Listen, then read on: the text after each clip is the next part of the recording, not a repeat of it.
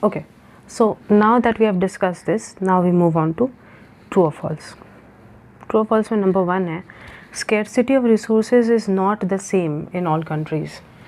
Resource का scarcity हर country के लिए सेम नहीं है. बिल्कुल सही बात है ना. हर कंट्री का, कुछ कंट्री जो है वो गोल्ड में उनका रिसोर्सेज ज़्यादा होता है. जो सेकंड क्वेश्चन है, all 3 basic problems of an economy arise from scarcity. Yes, that is true. जो तीनों प्रॉब्लम्स हैं, सेंट्रल प्रॉब्लम्स, वो स्केर्सिटी के प्रॉब्लम से आती हैं. Capitalist economic system is also known as command economy. Capitalist economy को क्या हम लोग कमांड इकोनॉमी भी कहते हैं? तो मैंने नाम सारा बताया है. कैपिटलिस्ट इकोनॉमी को हम लोग कमांड इकोनॉमी नहीं कहते हैं. हम लोग सोशलिस्ट इकोनॉमी को कमांड इकोनॉमी कहते हैं. The price system is also known as market system. Yes, true. Price system market system same है. एडम स्मिथ मार्केट सिस्टम को इनविजिबल आई का नाम दिए थे. False. Invisible hand. In socialism consumer sovereignty. Socialism में consumer का choice नहीं होता है. सरकार जो बोलता है, जो बनना चाहिए वही बनता है. तो फॉल्स है. In the capitalist system no attention is paid to profits. Capitalist system में कोई प्रॉफिट के ऊपर ध्यान ही नहीं देता. फॉल्स. कैपिटलिस्ट सिस्टम पूरे तरीके से प्रॉफिट पे ही बेस किया हुआ है. Between forces of production and relation of production the latter is more dynamic. मतलब कि ओके, नेक्स्ट जो क्वेश्चन है, बोल रहा है between forces of production and relations of production the latter is more dynamic. ये क्वेश्चन अगेन ये Karl Marx के थ्योरी में आता है.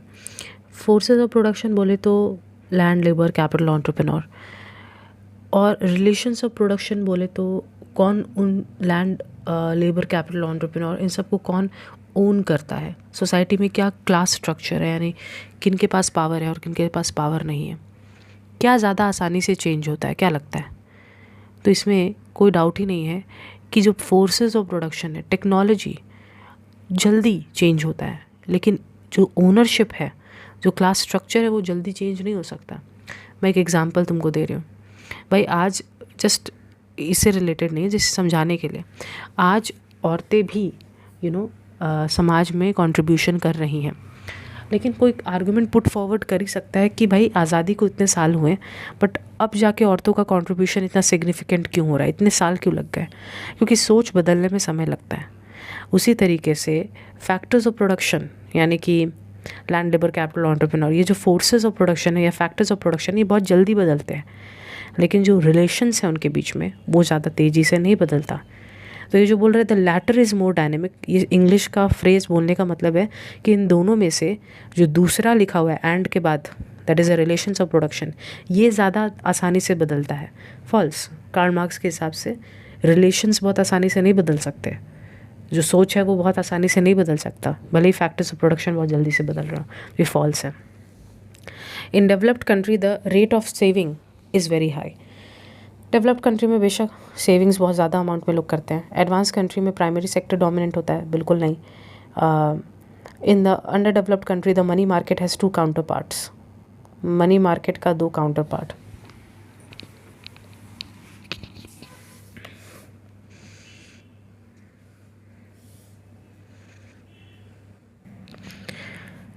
तो ये जो है इसका आंसर ट्रू होगा, क्योंकि एक अंडर डेवलप्ड इकोनॉमी में मनी मार्केट का 2 हिस्सा होता है. एक ऑर्गेनाइज्ड हिस्सा होता है. ये तुम लोग को अगेन हायर क्लासेस में जाके समझ में आएगा. मतलब बस कहने के लिए यहाँ पे जो मर्जी आ रहा है वो MCQs डाल दे रहा है ऑब्जेक्टिव्स में.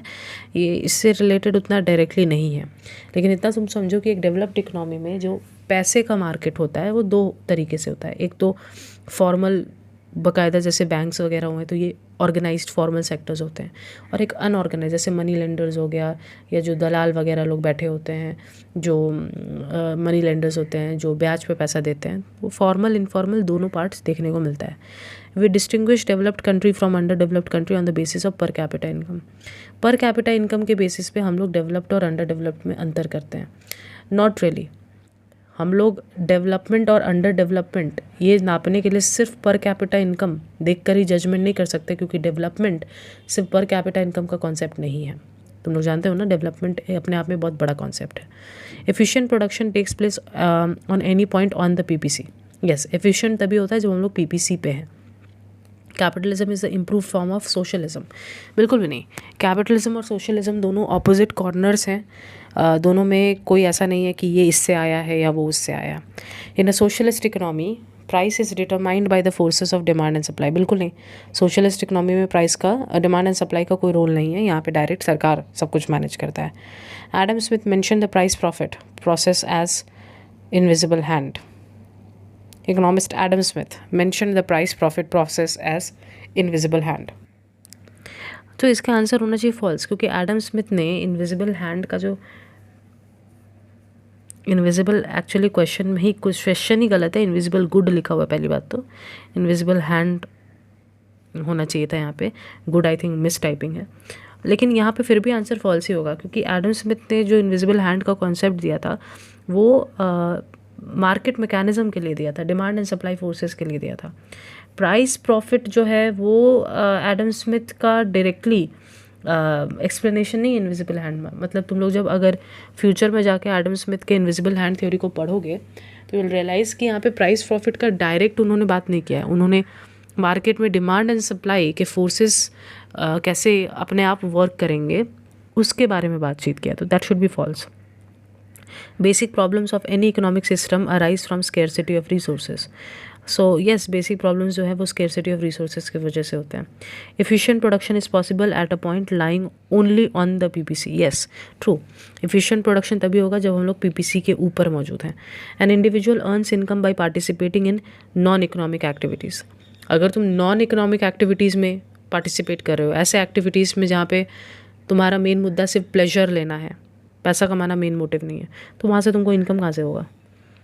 It is possible to satisfy all the wants of an individual. False. Production of steel from iron ore is qualitative change. Yes, true. किसी भी बोल सकते हैं हम लोग रॉ मटेरियल का हम लोग उसका रूप बदल रहे हैं, प्रोडक्शन प्रोसेस में उसका रूप बदला जा रहा है, so it's a qualitative change. According to classical view services are not production. Yes, classical view में प्रोडक्शन जब हम लोग बोलते थे तो प्रोडक्शन ऑफ गुड्स को ही लिया जाता था, सर्विस उतना बड़ा मेन मुद्दा नहीं था। मतलब क्लासिकल मतलब बहुत पहले के जो इकोनॉमिस्ट थे उन्होंने सर्विसेज को बहुत ज़्यादा प्रायोरिटी पे नहीं रखा था। रीज़न भी बहुत सिंपल था, क्योंकि उस ज़माने में ज़्यादा सर्विसेज लोग प्रोड्यूस भी नहीं करते थे, ज़्यादा सामान गुड्स ही बनाए जाते थे।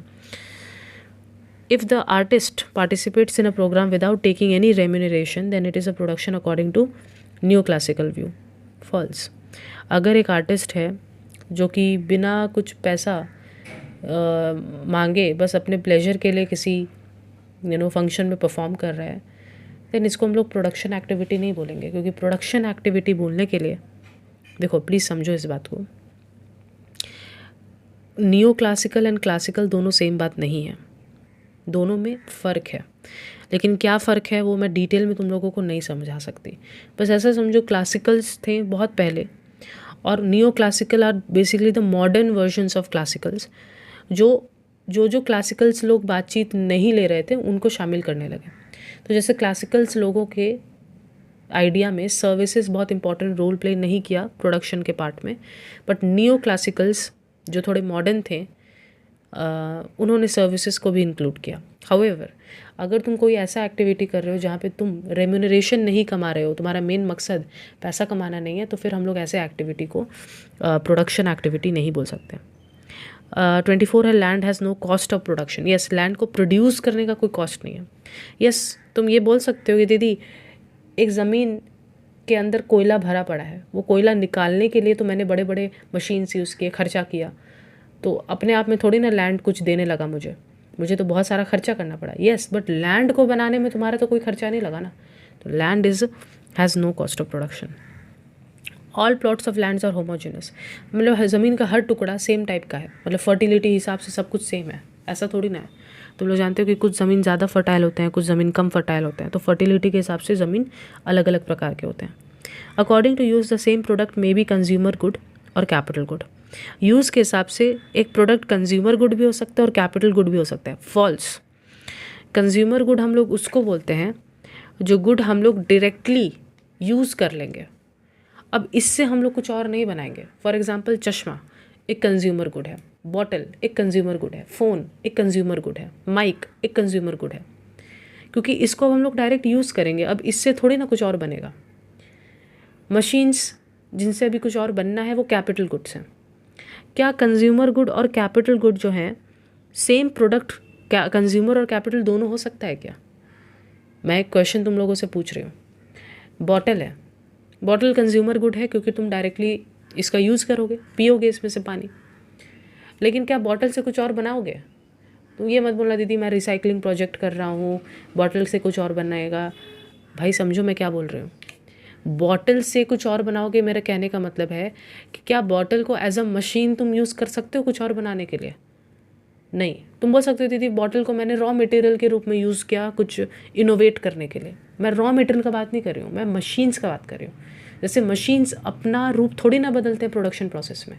मशीन्स वहीं पे जमे होते हैं, वहीं फिक्स्ड होते हैं, उनका रूप नहीं बदलता है प्रोडक्शन प्रोसेस में।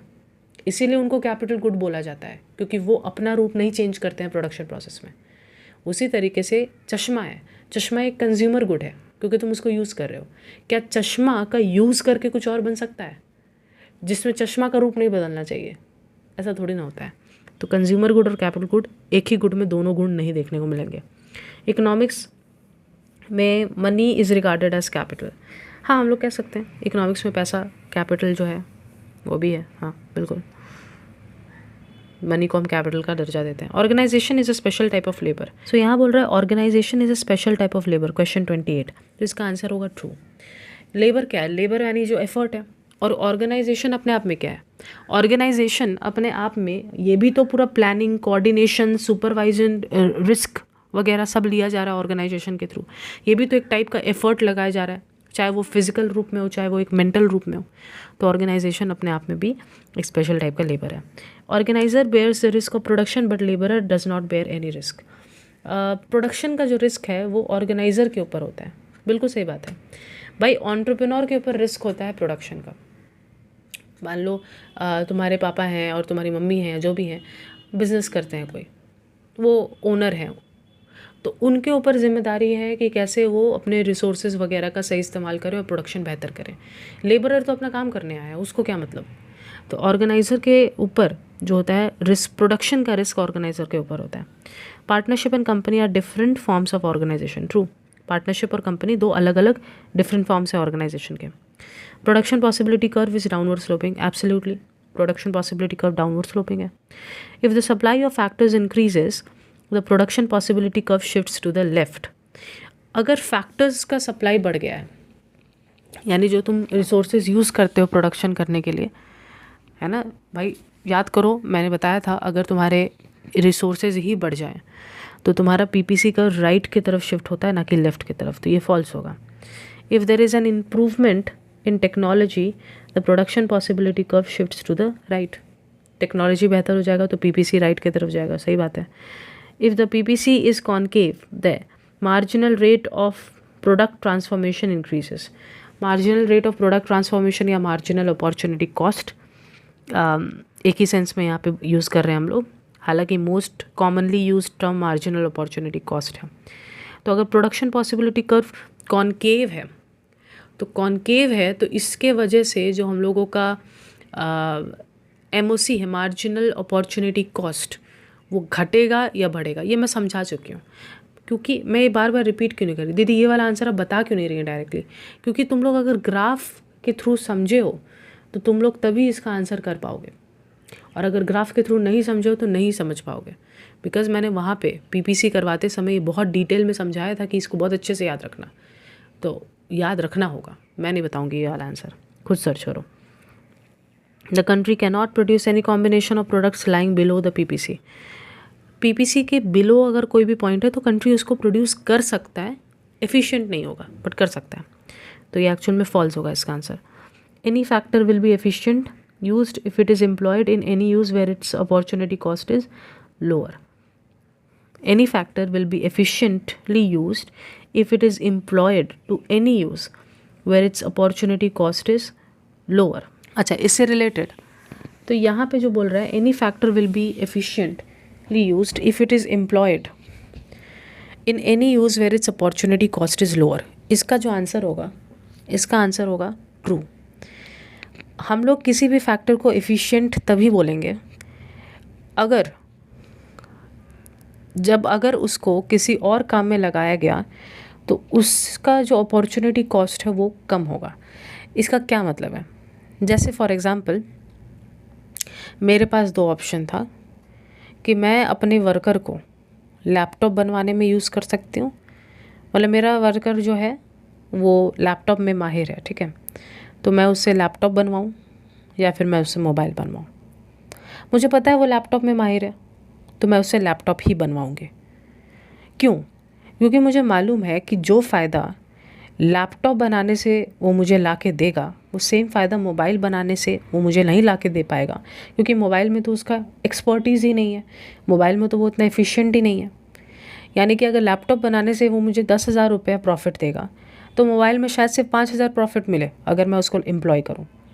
तो क्या बेहतर ऑप्शन है कि जो काम में वो माहिर है उसी काम में लगाओ, क्योंकि अगर आपने उस काम में नहीं लगाया तो जो दूसरे काम यानी कि जैसे लैपटॉप में नहीं लगाया तो अगर मोबाइल में लगवाया तो फिर आपको वहाँ से कुछ ज़्यादा प्रॉफिट नहीं मिलने वाला, प्रॉफिट कम मिलेगा, है ना। तो हम लोग कब बोलेंगे, कब तुम बोलोगे अपने मुंह से कि यार मैंने अपने वर्कर को सही जगह पे लगाया? जब तुम्हें मालूम है कि लैपटॉप के अलावा अगर कहीं और ये काम कर रहा होता तो वहाँ से मुझे डेफिनेटली कम प्रॉफिट होता, तो यानी कि वहाँ का अपॉर्चुनिटी कॉस्ट कम था, इसीलिए हम लोग बोल देंगे कि यार ये वर्कर एफिशिएंट है। थोड़ा ट्रिकी है इसको एक्सप्लेन कर पाना भी, लेकिन तुमको खुद को सोचना पड़ेगा, then you will understand what I am trying to say. तो यहाँ पे जो होना चाहिए ये होगा true. According to Adam Smith the subject matter of economics is to discuss the factors determining total production of the country. Economics का है subject matter of economics is to discuss factors determining the total production of the country. Yes, because अगर तुम Adam Smith के book के ऊपर जाओ causes of wealth of nation, तो यहाँ पे वो कहीं ना कहीं यही बात पे फोकस कर रहे हैं कि इकोनॉमिक्स जो है वो सारे फैक्टर्स का स्टडी करने का कोशिश करता है, वो सारे कॉजेज़ का स्टडी करने का कोशिश करता है, जिससे हम कि पूरे देश का ही वेल्थ या प्रोडक्शन को बढ़ा सके। ट्रू है। Since wants are unlimited and resources are limited, there should be efficient utilization of resources. True बात है। wants तो अनलिमिटेड है लेकिन resources लिमिटेड है, इसलिए हमको efficient utilization करना पड़ेगा। Material production is the outcome of interaction between man and nature. कोई भी सामान जो हम लोग बना पा रहे हैं कहीं ना कहीं वो इंसान और नेचर के इंटरेक्शन से ही है। हमें नेचर से कुछ सामान मिला, उससे हम लोगों ने अपने लिए अपने यूज़ को सेटिस्फाई करने के लिए, अपने नीड को सेटिस्फाई करने के लिए कुछ सामान बनाया। There is no relation between social economy, social activity and social relation between social activity and social relation, ये एक्चुअल में फॉल्स है। मैं समझाने की कोशिश करती हूँ कि सोशल एक्टिविटी क्या और सोशल रिलेशन क्या है। जैसे फॉर एग्ज़ाम्पल मैं बातचीत करती हूँ, तो बातचीत करना एक एक्टिविटी है। मैं लोगों से बातचीत करती हूँ, तो सोसाइटी में जाके मैं बातचीत कर रही हूँ, दैट्स एन एक्टिविटी। और इस बातचीत की वजह से मैं दोस्ती बना पाती हूँ, मैं किसी से दोस्ती कर पाती हूँ, सो दैट्स अ रिलेशन। क्या बिना बातचीत के हम क्या फ्रेंडशिप, क्या ट्रस्ट, ये सारे रिलेशंस बिल्ड कर सकते हैं? नहीं कर सकते। तो रिलेशंस तभी एग्जिस्ट करेंगे जब हम लोग किसी एक्टिविटी में इंगेज करेंगे अपने आप को, अदरवाइज पॉसिबल नहीं है रिलेशंस एग्जिस्ट करना। तो यहाँ पे बोल रहा है रिलेशंस, सोशल एक्टिविटी और सोशल रिलेशन में कोई संबंध ही नहीं है। फॉल्स। बिना एक्टिविटी के रिलेशन कैसे एग्जिस्ट करेगा? यहाँ पे बोल रहा है economics is a social science. True बात है, इकोनॉमिक्स एक सोशल साइंस है। Production is a private activity, production एक प्राइवेट एक्टिविटी है। तो बोल रहा है कि production is a private activity, false statement है, क्योंकि कहने का मतलब है प्रोडक्शन सिर्फ इंसान सिर्फ अपने स्वार्थ के लिए करता है या अपने लिए करता है। दैट्स नॉट ट्रू कि सिर्फ अपने प्रॉफिट के लिए प्रोडक्शन हो रहा है। सरकार भी प्रोडक्शन एक्टिविटी करता है, रोड बनाता है, ब्रिजेस बनाता है, लेकिन that's for the social welfare. फिर यहाँ पे बोल रहे हैं मार्केट सिस्टम के बाहर प्रोडक्शन हो ही नहीं सकता, यानी हर सामान जो हम बना रहे हैं सिर्फ बेचने के लिए बना रहे हैं। That's not true.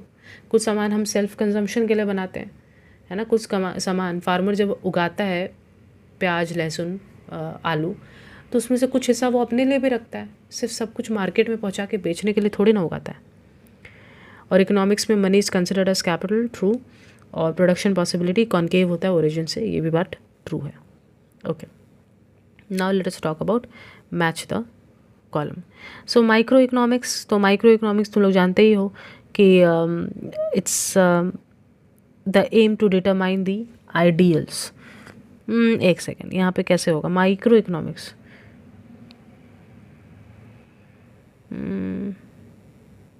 ये कैसा बात हुआ, रुक जाओ, माइक्रो इकोनॉमिक्स अभी छोड़ते हैं। नॉर्मेटिव इकोनॉमिक्स क्या है? नॉर्मेटिव इकोनॉमिक्स का होगा ऑप्शन नंबर 2, जहाँ पे ये डिटरमाइन करने में मदद करता है। नॉर्मेटिव क्या था? जहाँ पे हम ओपिनियन बेस्ड आंसर्स देते हैं कि ऐसा होना चाहिए, तो हमारा आइडियल क्या होना चाहिए, क्या चीज़ सबसे बेस्ट होगा, ये चीज़ नॉर्मेटिव इकोनॉमिक्स में डिस्कस होता है। Opportunity cost is cost of best alternative, next best alternative होगा। Production possibility frontier, convex shape, ठीक है, कनकेव कन्वेक्स, स्पेशल केसेस में दोनों शेप हो सकते हैं। माइक्रो इकोनॉमिक्स यहाँ पे एक्चुअल में मतलब मिस प्रिंटिंग ही बोलूँगी इसको, यहाँ पे मैक्रो इकोनॉमिक्स देना चाहिए था। तो मैक्रो इकोनॉमिक्स जो है वो समझने के लिए हम लोग एग्रीगेट डिमांड और एग्रीगेट सप्लाई का यूज़ करते हैं। एग्रीगेट यानी टोटल डिमांड और टोटल सप्लाई, पूरे देश का डिमांड, पूरे देश का सप्लाई, इनका यूज़ करते हैं हम लोग मैक्रो को समझने के लिए, ठीक है। तो यहाँ तो या तो कॉलम 1 में मिस टाइपिंग करके मैक्रो को माइक्रो लिखा गया है, या तो कॉलम 2 में मिस टाइपिंग करके एग्रीगेट लिख दिया गया है, जबकि होना चाहिए था ज़्यादा से ज़्यादा इंडिविजुअल डिमांड या फिर market demand supply. Match the statements, macroeconomics. तो मैक्रो इकोनॉमिक्स जो है वो नंबर बी होगा, aims to determine income and employment level. फिर क्या है? Positive economics. तो पॉजिटिव इकोनॉमिक्स जो है इसका काम होता है यहाँ पे, ओह सॉरी, यहाँ पे क्या होगा, ओ सिर्फ यही था कि मैक्रो इकोनॉमिक्स के साथ ए और बी में कौन सा जाता है, aims to determine income and employment. फिर आता है नंबर 3, कौन सा स्टेटमेंट करेक्ट होगा, किसके साथ? पॉजिटिव जो है, पॉजिटिव इकोनॉमिक्स जो होता है वो सजेस्टिव नहीं होता है, वो फैक्चुअल बातें करता है कि ये है, इतना अनएम्प्लॉयमेंट है, so it is not suggestive in nature. But normative economics suggestive होता है कि ऐसा होना चाहिए।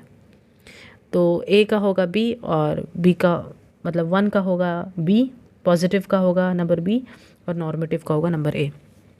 Opportunity cost, so opportunity cost is the option C, cost of next best alternative for gone.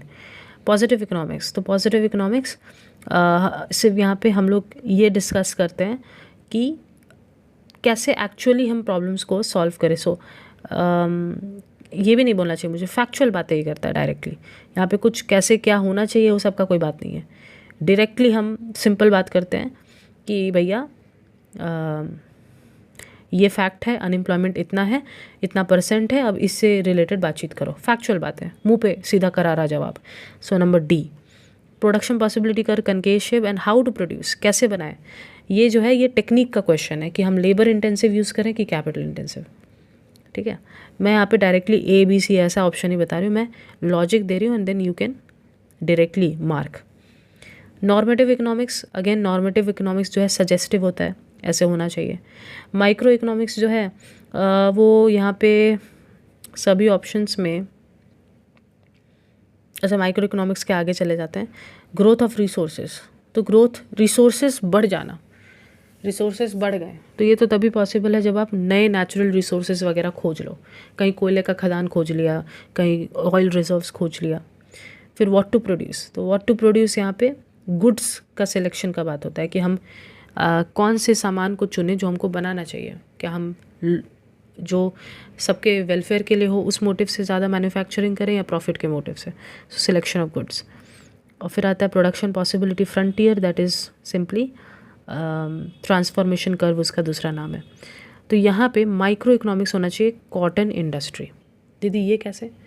क्योंकि देखो मैंने पूरे इकोनॉमी के मौजूद लाखों करोड़ों टाइप्स के इंडस्ट्रीज़ का एक साथ बात नहीं किया है, मैंने एक स्पेसिफिक इंडस्ट्री को उठाया है, कॉटन इंडस्ट्री, एक पर्टिकुलर मार्केट को उठाया है, कॉटन का मार्केट है ना, तो दैट्स अ माइक्रो इकोनॉमिक्स का concept.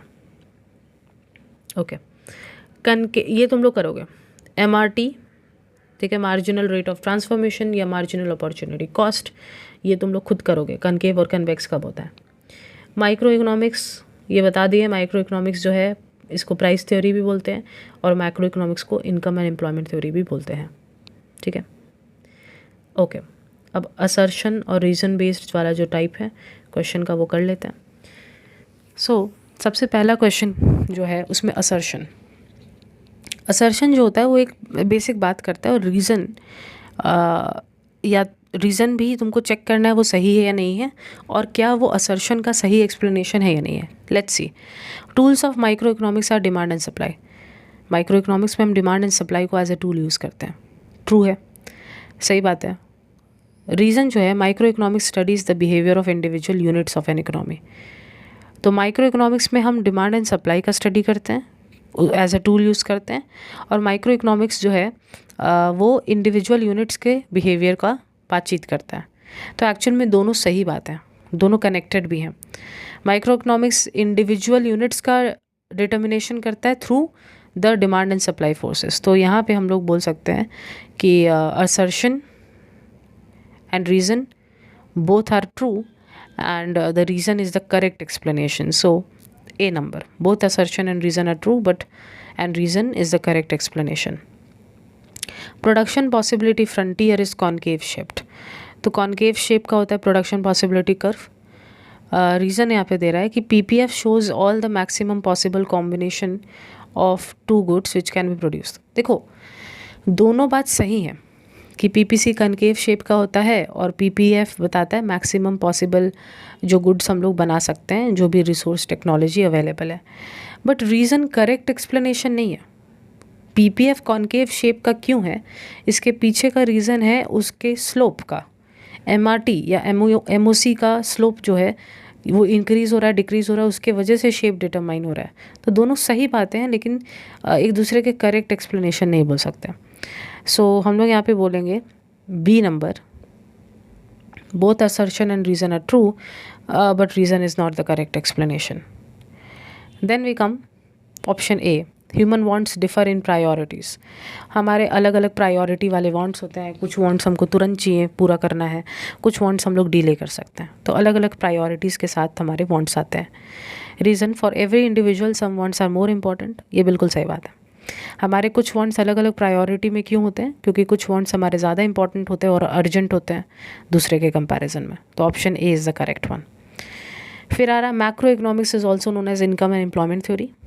Yes, macro economics aims to determine income and employment level. True. Macro economics को हम लोग इनकम एंड एम्प्लॉयमेंट थ्योरी भी बोलते हैं, क्योंकि उसमें हम लोग मेनली पूरे इकोनॉमी लेवल पे देश का इनकम क्या है और देश में एम्प्लॉयमेंट लेवल क्या है वो जानने की कोशिश करते हैं. तो option A is the correct one. Positive economics avoids economic value judgements. Positive economics can be verified as true or false by comparing with actual data. दोनों एकदम सही बातें हैं और एक दूसरे के करेक्ट एक्सप्लेनेशन है. पॉजिटिव इकोनॉमिक्स ओपिनियन बेस्ड नहीं होता है, जजमेंट बेस्ड नहीं होता है, फैक्चुअल बातें करता है, और इन फैक्चुअल बातों को हम लोग एक्चुअल डेटा से कंपेयर करके बता सकते हैं. तो option A is true. Okay, now अब आ जाओ. Read the following statement carefully and choose the correct alternatives. ठीक है, तो ये दोनों अलग अलग स्टेटमेंट्स हैं. पिछले वाले में क्या हुआ कि एक बात मैंने कहा और रीज़न दिया, तुमको ये समझना था वो रीज़न उसका सही एक्सप्लेनेशन है या नहीं है, और वो दोनों अपने आप में सही बात कह रहे हैं कि नहीं कह रहे हैं. यहाँ पे दो अलग अलग स्टेटमेंट्स हैं जिनको हमको देखना है. नंबर वन है scarcity is universal as every individual organisation and economy faces scarcity of resource. बोल रहा है स्केर्सिटी तो हर जगह ही देखने को मिलता है, हर इंडिविजुअल ऑर्गेनाइजेशन, पूरा देश, हर लेवल पे हमको रिसोर्सेज में एक लिमिटेशन देखने को मिलता है. ये स्टेटमेंट बिल्कुल सही है. There would have been no economic problem if resources were not scarce. ये भी एकदम सही बात है. इकोनॉमी में कोई समस्या ही नहीं होता अगर हर चीज़ हमारे पास अनलिमिटेड होता, क्योंकि हमारे अगर इच्छाएं अनलिमिटेड हैं और जो साधन है अगर वो भी अनलिमिटेड होता तो कोई समस्या ही नहीं होता, है ना. सो यहाँ पे होना चाहिए number A, both statements are true. Statement one number two वाला, positive economics statements are statements of truth. Positive economics aims to make real description. दोनों बात बिल्कुल सही है. पॉजिटिव इकोनॉमिक्स जो है, नहीं sorry, I am really sorry, यही गलती हो जाता है, क्योंकि पॉजिटिव वर्ड्स हमको ट्रुथ लगता है. पॉजिटिव इकोनॉमिक्स ट्रुथ की बात नहीं कहता है कि अगर मैंने बोला कि अनएम्प्लॉयमेंट 5% है, इसका मतलब ये थोड़ी ना कि यही सच है. पॉजिटिव इकोनॉमिक्स सिर्फ इतना कहता है कि मैं जो भी कह रहा हूँ, गलत हो या सही, उसको तुम वेरीफाई कर सकते हो. तो पॉजिटिव इकोनॉमिक्स सच्चा हो ये ज़रूरी नहीं है, बस इतना है कि वो वेरीफाएबल होता है. तो एक्चुअल में पहला ऑप्शन, पहला स्टेटमेंट फॉल्स है. और पॉजिटिव इकोनॉमिक्स रियल पिक्चर बताता है किसी भी इकोनॉमी का ओपिनियन बेस नहीं होता है कि ऐसा होना चाहिए वगैरह वगैरह, ऐसा है, व्हाट इज़, है ना। तो यहाँ पे होगा option D, statement 2 is true, statement 1 is false. Marginal rate of transformation measures the slope, ठीक है, एमआरटी स्लोप मेजर करता है पीपीसी का। In case of PPC marginal opportunity cost is always decreasing. So PPC के case में marginal opportunity cost हमेशा decreasing है, not really, कहीं ना कहीं पीपीसी के शेप पे डिपेंड करता है, कनकेव भी हो सकता है, कन्वेक्स भी हो सकता है, जिसकी वजह से एमओसी अलग अलग टाइप का हो सकता है, इंक्रीजिंग डिक्रीजिंग। सो यहाँ पे होना चाहिए ऑप्शन सी करेक्ट है। स्टेटमेंट 1 तो ट्रू है पर स्टेटमेंट 2 फॉल्स है। Production possibility frontier will shift towards left when there is decrease in resources with respect to both goods. तो प्रोडक्शन पीपीसी जो है वो लेफ्ट की तरफ चला जाएगा अगर रिसोर्सेज घट गए हैं दोनों गुड्स के लिए, बिल्कुल शिफ्टिंग हो जाएगा लेफ्ट की तरफ। And economy can not operate any point outside PPC as it is unattainable with the available production capacity. दोनों स्टेटमेंट्स बिल्कुल ट्रू हैं। Marginal rate of transformation increases because it is assumed that all resources are equally efficient in production of all goods. बिल्कुल नहीं, अगर सभी resources equally efficient होते हैं तो मार्जिनल अपॉर्चुनिटी कॉस्ट या marginal rate of transformation constant होता, ये मैंने समझाया है। Statement 2, there exist a direct relationship between change in quantity of one good and change in quantity of other good. नहीं, पीपीसी डाउनवर्ड स्लोपिंग है, इसका मतलब है कि इन्वर्स रिलेशनशिप है, डाउनवर्ड नहीं है। तो इसमें होना चाहिए बोथ आर एक्चुअली फॉल्स, तो दोनों स्टेटमेंट फॉल्स हैं। Statement 1, main tools of micro economics are demand and supply and micro economics is also known as income and employment theory. So इसका होना चाहिए ऑप्शन नंबर सी। स्टेटमेंट 1 तो सही है कि माइक्रो इकोनॉमिक्स में हम डिमांड एंड सप्लाई को यूज़ करते हैं, लेकिन स्टेटमेंट 2 फॉल्स है कि हम इनकम एंड एम्प्लॉयमेंट थ्योरी भी बोलते हैं इसको। हम मैक्रो इकोनॉमिक्स को इनकम एंड एम्प्लॉयमेंट थ्योरी बोलते हैं, ना कि माइक्रो को।